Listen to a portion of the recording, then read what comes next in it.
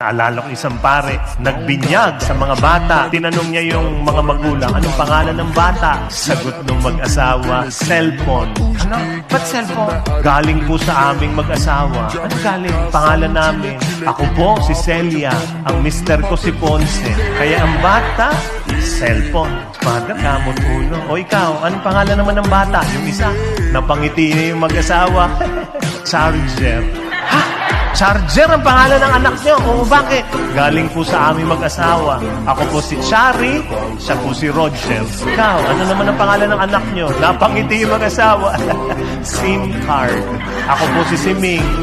Siya po si Carding. Alam mo, sabi ng pare, tigil-tigilan niyo yan. Walang matutuloy na binyag.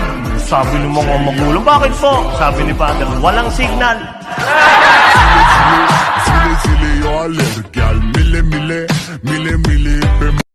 Hindi na uso ngayon si Marites. Mare, ano ang latest? Ang uso ngayon si Auntie Piling.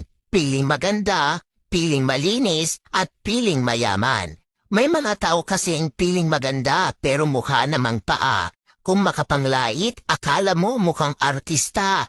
Yung iba, piling malinis pero sila pala ang may tinatagong dungis. Yung iba naman, piling mayaman, piling rich kid kumbaga. Kung makapagyabang, kala mo may tinatagong yaman. Lahat ng bagay ipopost agad, may pagyabang lang.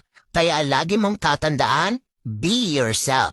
Magpakatotoo ka, huwag kang maging huwad, para lang magmukha kang angat sa lahat. Kung anong mayroon ka, magpasalamat ka, huwag ka na magpiling maganda, piling malinis at piling mayaman.